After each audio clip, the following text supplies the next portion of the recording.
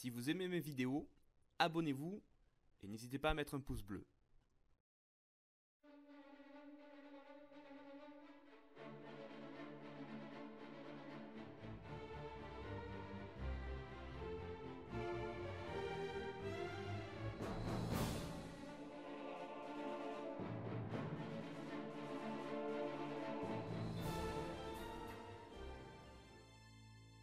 Bonjour à tous et bienvenue dans ce 4e épisode du Point Pratique. En premier lieu, je voudrais remercier les 200 abonnés de la chaîne. Pour moi, c'est une petite victoire, car il y a des années de ça, quand j'avais parlé de mon projet de travailler sur les arts martiaux français du 19e siècle, notamment la boxe, beaucoup m'avaient ri au nez, et ces 200 abonnés donc sont une petite victoire. Pour fêter l'occasion, j'ai donc décidé d'acheter un nouveau micro, d'une qualité un peu plus supérieure à celui que j'utilisais avant, et j'espère que cela ne fera qu'augmenter la qualité de mes enregistrements et donc de mes vidéos. Maintenant, retournons à nos moutons, et aujourd'hui nous allons travailler la 4e division du guide du jeu de la canne par Maître Laribout. 4e division, double coup de figure, coup de tête avec changement de face. Alors cet exercice m'a donné quand même pas mal de fil à retordre. Tout d'abord, par rapport aux problèmes inhérents aux descriptions de Maître Laribout qui sont ultra détaillées sur certains aspects et totalement floues sur d'autres.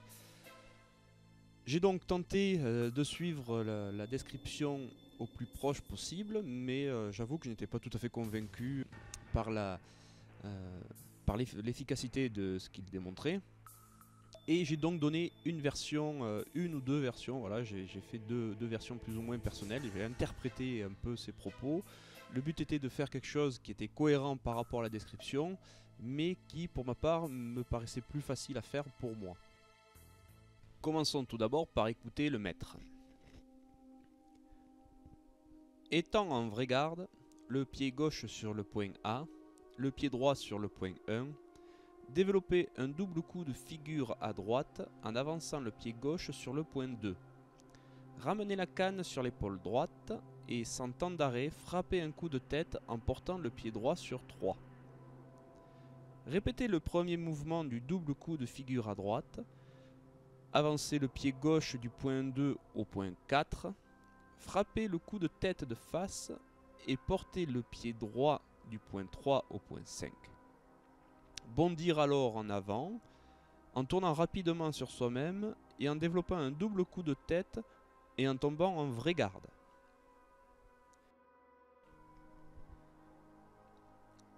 Revoyons maintenant l'exercice au complet et au ralenti, puis enfin à vitesse réelle.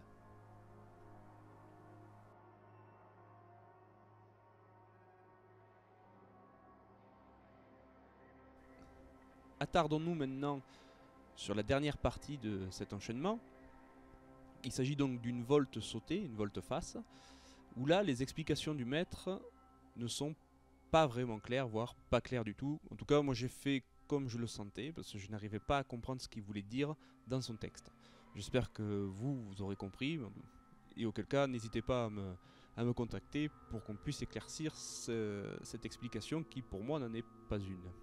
Écoutons tout de suite ce passage. Pour exécuter ce dernier mouvement, détachez le pied gauche du point 4 au point 6 et ramenez le pied droit en arrière du gauche.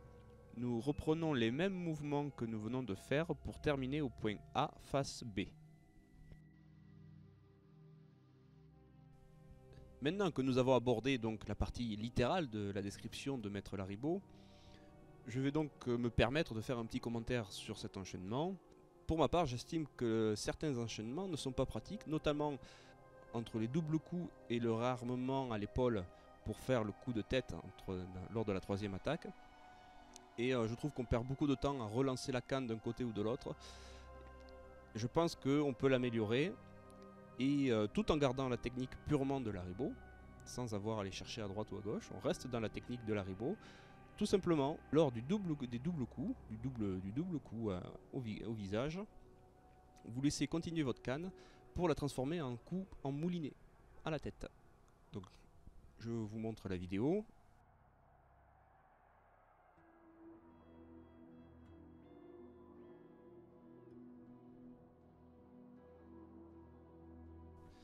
Et effectivement, je trouve que l'enchaînement est beaucoup plus fluide, beaucoup plus rapide. La canne garde de la vitesse et on n'est pas obligé de faire des gestes de réarmement longs et qui nous laissent un peu vulnérables le temps de ce réarmement.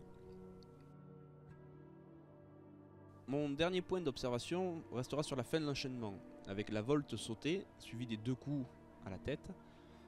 Pour ma part, je pense que ne pas faire le petit saut et simplement se retourner sans décoller, sans sauter, va aussi bien que sauter, voire même je pense que c'est même un peu mieux. Je n'arrive pas à comprendre l'utilité de ce saut.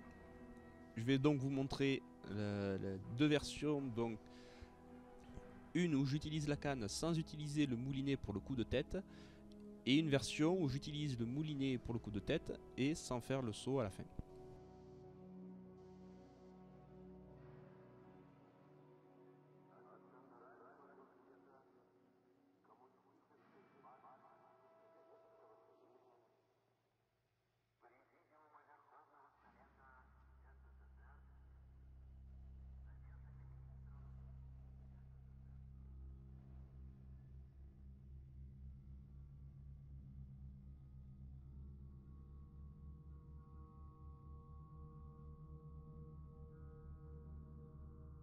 C'est donc la fin de cet épisode sur la 4e division du guide du jeu de la canne de Maître Lariboe.